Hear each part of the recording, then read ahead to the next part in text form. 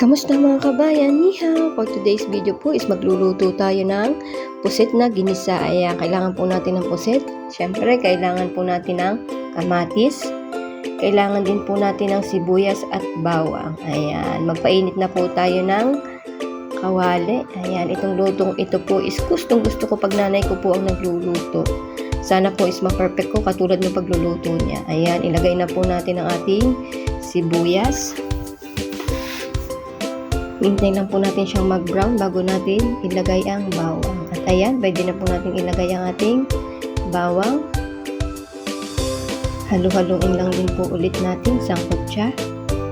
Kapag po okay na, pwede na po natin ilagay ang ating kamatis. Ayan, ang kamatis po is mas masarap yung durog na durog. Ayan, para mas labas po yung kanyang lasa. Ayan, haluin lang po natin hanggang sa makita po natin na okay na siya. At kapag po ganyan na ang itsura ng ating kamatis, pwede na po natin ilagay ang ating pusit. First time ko pong magluto nito kasi naaalala ko na parang masarap yung pusit na niluluto ng aking nanay.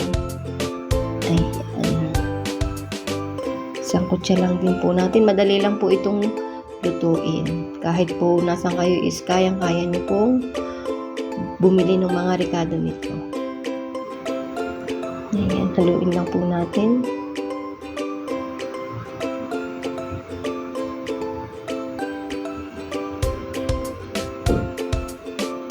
Kapag po ganyan na, islagyan po natin ng kaunting patis. Ayan, ang palasa.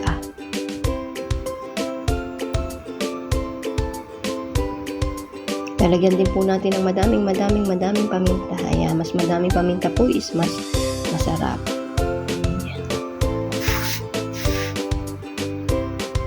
Sangkutsa lang po natin.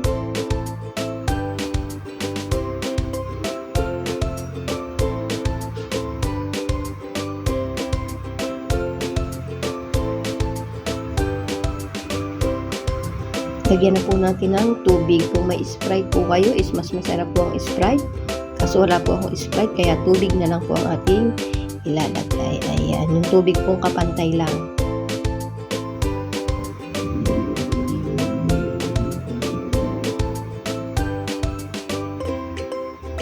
Ayan, pakukuluin lang po natin siya at medyo pa lalambot-lambutin po natin ng kaunti yung ating pusit. Ayan, lalagyan na po natin ng konting suka.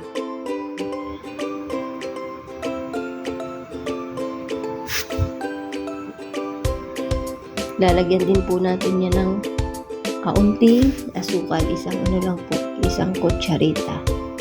Ayan, pag po ganyan na is goods na, lulutuin na lang po natin ng kaunti pa.